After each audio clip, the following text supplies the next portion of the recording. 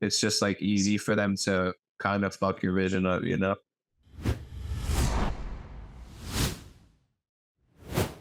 This is Nosebag Media, and I'm here with. Word. My real name is Casey. I guess people don't really know that anymore, but everybody call me Word since I started making clothes. I don't really like it though. I mean, like, imagine trying to slide on the girl when she think your name is Word. True.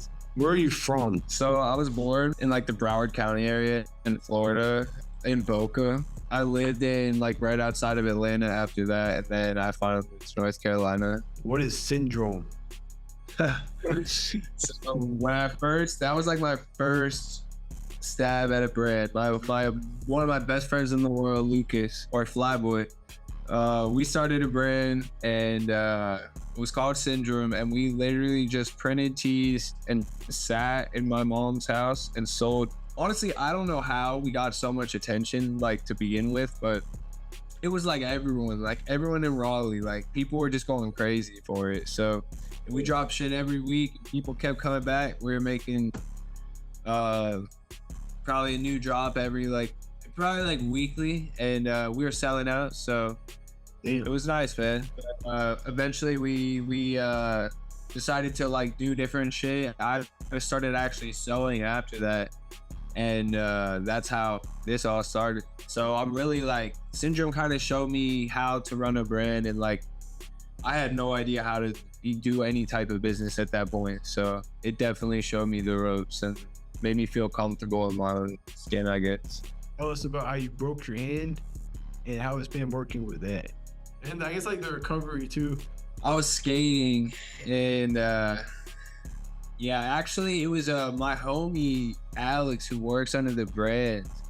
Like a week before this, he broke his skull skating. Like my boy cracked his shit wide open. He's okay. Like he definitely was going through it, but he's okay. But I remember thinking to myself, like, damn, that's crazy. That couldn't happen to me. And I literally, probably a couple days later, get on my skateboard for the first time in a while. I skated for like 10 years and stopped. But yeah, I slipped out, and I basically, like, my hand just hit the ground, and it kind of like split like in the middle. But working with that was very painful. I had one of those like temporary casts on. Yeah. And I went to the beach with it on, and it got a bunch of sand in it, and I wasn't supposed to take it off. So I was working with like in like the most uncomfortable way, and I ended up getting a lot of shit done. Like I kind of just like locked myself in and forced myself to work for like 10 hours at a time, 14 hours at a time.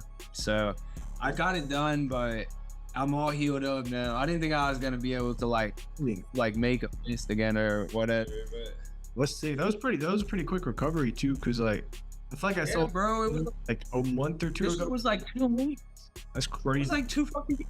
That's great. God. Like, it still hurt a little bit, but like I was able to like bend my hand and go about normal life after like 2 weeks. I don't know like if that's the normal rate, but yeah, dude, I thought I was cooked. I thought I was cooked. I was dramatic. Like, I'm scared of like health shit. So yeah, bro. Then I got COVID, bro. When I got COVID, like I literally thought I was gonna die. Yeah, I got COVID. The first time I got it, it was when I was living in Florida, and I genuinely thought I was gonna die. Tell us about the origin of worms. I don't know. I have no idea. Like I didn't know even what to call any of it. But yeah, I just made my Instagram name Casey Eats Worms. When I started making clothes, like I just switched my personal Instagram to it and forced everybody to watch. And yeah, I don't know. At first, everybody was like, why the fuck did you pick worms? But like now everybody is just like, yo, worms. But yeah, it's weird, dude. I don't know where the fuck that came from. I used to love the movie How to Eat Fried Worms.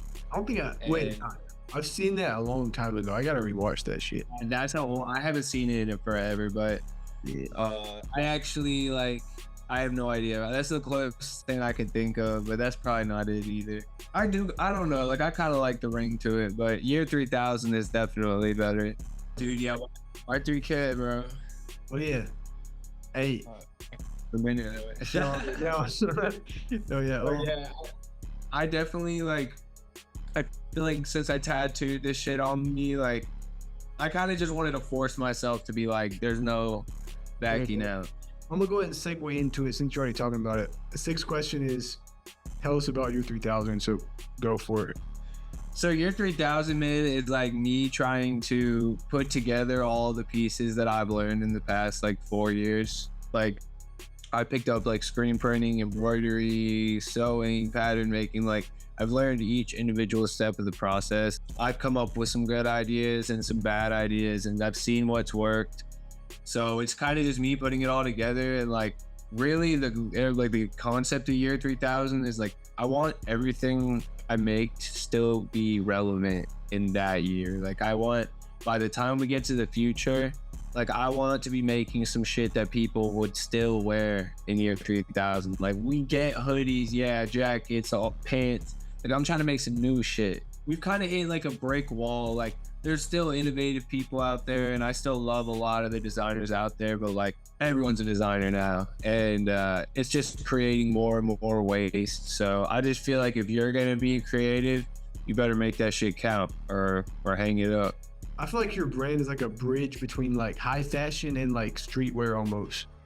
Yeah, and like I don't even like streetwear because it's just like hoodies and t-shirts and shit, and like those are cool essential items, you know, but I want like definitely like more like kind of like couture, like higher fashion and like functionality. Like I want it to be like I was talking to my friend Austin about this the other day. Like when you create something, is there a reason? Like should it exist? Is there a reason that it exists, or are you just creating it to fucking create it? And like that's cool too. But me personally, like I want that shit to have a fucking use. Like what's the point? What's the point of it all if it doesn't have some sort of use? I'm definitely influenced by like some like fashion designers. Like I definitely love my Rick, you know, but I'm trying to shake shit up. I want it to look like the future. You know, I want you to think of the future when you see my work. This, I guess, kind of feeds into that as well. What is the origin and meaning of the name for 3000? I think you kind of already answered that, but sure. And it's Y3K. So I really want to play off of like the big Y2K scare, and like how everyone was freaking out about, oh, computers, like it's the end of the world, all the computers are gonna crash, blah blah blah. Like there's literally Y2K survival guides out there on the internet. And yeah, bro, like people were genuinely fucking shitting over this. So I just think it's hilarious. Like I think that's so funny because it's like, not to get like, I don't really think this about political, you know, things, but people are just, it's just like mass hysteria, dude. Like yeah, you can tell someone something, and they will just rot inside about it. And like, it's so like, it's like water on an ant farm. It just like spreads and like everyone runs at you. yeah, anything, okay? Like Twitter, like social media, like you could say anything on there and it would just spread. Like, I don't know. I just think that, so basically I want to kind of create the Y3K scare to play off of it all. And like, I don't know. I just feel like the world is a very confused and like rampant place. So I kind of like the idea of spreading misinformation a little. It's just kind of crazy. Like everyone's just getting a little bit silly at this point. So why not make them worry about Y3K a little? You got 1,000 years of stress. Promo segment, lock in time. Tell us about your upcoming collection. Oh, okay. So it's funny because I got home from work, I got showered, and I sat down to like start getting ready for this shit. Yeah. And my clothing rack full of my pieces is so full that shit just fell the fuck over on its own. Like it adds 4 legs and it's stable, and there's so much weight that they just fell over. So crazy. I've got a lot of shit that I just have not want to show people. I've just been trying to like not rush things for once. Yes. So this collection is called Internet Age, and I've spent like the better part of probably like 8 months working on it. I've got like leather jacket, everything from like leather jackets made from scratch to like my own interpretation of beats made from scratch to like I have a lot of shit in there. And I've also got some shit in production that's getting like manufactured, like all types of different products. I learned 3D modeling for this collection. Like I've learned a lot of shit, so I'm ready to just kind of show it all at once, show my ass a little bit. I hear you. Because every collection before this that I've done through my other brands has been very rushed and like impatient, and I've had some cool pieces in there, but I want this to be like everything's a hit. Like everything has a reason for existence. Pushed this collection back probably close to 4 times now, and I've posted bits of it and even like dropped some pieces from it. But it's like the way I see it in my head, man, is like dropping them all at the same time. Everything's organized. The website looks good. It's interactive. I've got this kid making. All right, this is a little leak. I got this kid making like an interactive like game for my website. So like, I'm trying to make it like I don't know. Like I'm just trying to make my website special. I'm trying to make everything about this shit special because this whole little operation means the world to me, bro. Like it's all I think about, and I want to get that across and like really show my supporters how much they really mean to it. So I feel like little like Easter eggs and little shit that I could throw in besides the clothes is like super necessary. It's like building the brand, like world building. I almost call this collection world builder because that's just been like, I'll start up a new style, I'll start up a new like school of ideas and school of thought, and then I'll tear it all down and start a new one. And like I've gotten so good at doing that I can produce pieces so quickly that are like actually that I'm proud of, because I've been such a hater this whole time. But I ran into a huge problem because I had this old shitty laptop all the way through college, and it had about 4 years worth of work. It had the whole zine. It wasn't done, but it was a big chunk of the zine that I've been working on, and a bunch of furniture designs, and like, oh dude, I had like, I think this was like $1 million laptop. Wow. And it just broke. It just like, I can't get it to turn on. Nothing. Nathan. So I lost 4 years of work in every single fucking medium, and I can't get it back. That's one of those things that you just gotta take the L on, you know? Yeah. I was just like, what the fuck can I do? But I'm sure, you know what? I'm sure one day I'll figure out a way that I could recover that. Maybe I could take out the hard drive or some shit. But honestly, the way I saw it was just like, I like to rebuild, bro. I just like to rebuild. Like, I feel like if you're so sure of yourself that you're doing so good, then you're not doing fucking good enough, dude. Cause like, destroy, build, destroy. Yeah, dude, yeah, for sure. That show was actually really fucking good. But dude, that's a good way to put it. Destroy, build, destroy. I mean, like, you go through so many phases and shit, and you might think that you have it all figured out, but I'm the type of person, I wake up and I look at my work, like even work from a day ago, I could have been in love with it, and I'm like, stupid, you know? And like at my parents' house, dude, I mean, my poor parents, they have so many fucking pieces just tucked away in my closet. Like, I'm sure they could use the space, but I can't let them go, and I also don't want to drop them. So I'll show my friends them, and they're like, what's wrong with you? Why don't you drop this? And I'm just like, I can't. I guess on that same topic, there's this book I recently read. I don't know if you like reading it all, but it's called Exploiting Chaos. I found it in Goodwill and Boone, and it's like it's like right down that same like lane. It's basically about like being an entrepreneur, like just shaking shit up, and taking risks, and in short. But yeah, I can send you that shit after the interview, but it's dope. Yeah, definitely send me the link. I love books, bro. People like, I mean, I honestly, like, I sound like a pothead when I talk, but people like are surprised when I tell them I like reading. But I fucking love books. Like, I kind of like things more that like books like that I could apply to my life. Like, I don't want to read some fiction shit, you know. But it's like shit you can like that, like skills. Yeah, exactly. Something that really you could take with you in your life. And like I had this book. I don't know. It was probably freshman year of college. My friend gave me, maybe sophomore. My friend gave me this book called Be Here Now. It's by Ram Dass. Bro, this shit changed my fucking life. Like, it's like some hippie shit, but I shouldn't say hippie shit, because it's like about Buddhist beliefs, but it's like from a Buddhist perspective, and it's really interesting, dude. It helped me kind of get through the teenage angst. Yeah. Do you believe in aliens? Explain.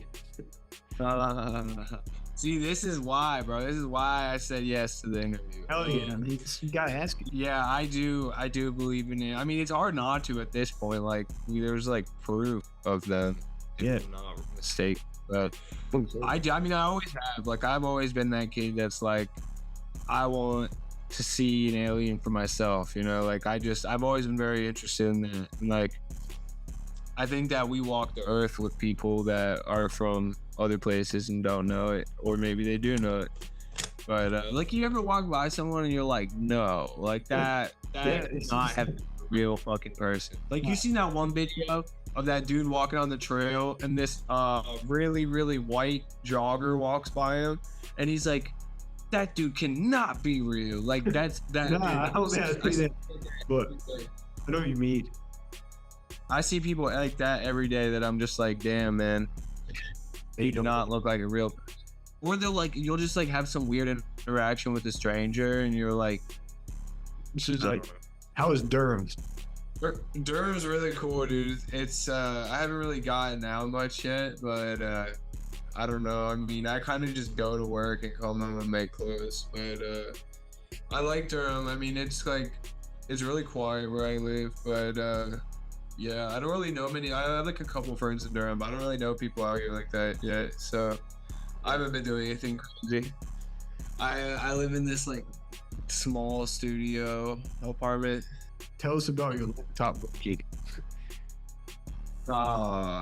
Dude, that's like, I feel like it's funny because I feel like I always hear about that happening to like rappers and they like lose like it happened to like Future and Metro with like whatever.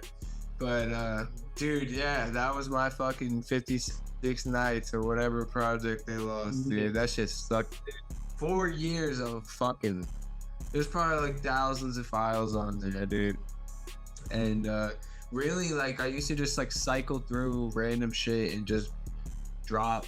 Like, that's kind of how I worked. But so it kind of forced me to get more organized, and like all the file names were something stupid. So like, you know, it was shit like that. So it really kind of forced me to like the next. I went and got a Mac, and it's been pretty nice. I fuck with Mac.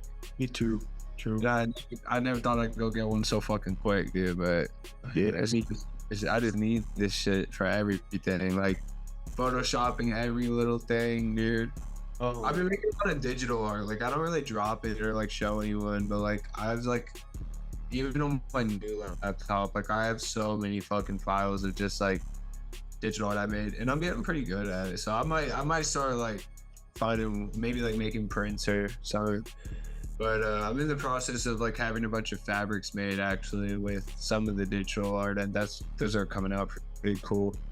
I made a pair of jeans out of I had some denim DTG printed. Like the service I used was cool, but it was just kind of too limiting. So I'm kind of like jumping around trying different ones right now.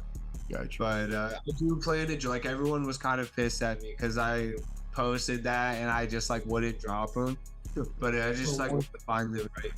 Yeah, I want to find the right manufacturer and make sure everyone's happy with the product, because like it came out good, but I could get better. You know, that's like I could get a better manufacturer. Yeah, the fabric, like printing on fabric, it's hard because it's just like such a big surface area. It's just like easy for them to kind of fuck your vision up, you know. What does leaving your body mean to you? Oh, Yeah. that was a special collection to me, bro. That was like the first. I think that was my first collection, actually. But I really like that phrase. And like it definitely came off like deathy. Like it came off like I meant death, but I really kind of just meant like, just like leaving behind yourself and like changing, and like I don't know. It was just kind of like a personal thing. Like I was just going through a lot of shit and like changing a lot as a person, and it's kind of just like leaving all the shit you need to leave behind. Yeah. I used to say when people ask, like, it's just like letting go of the weight, you know, like Yeah. stop dragging that shit around.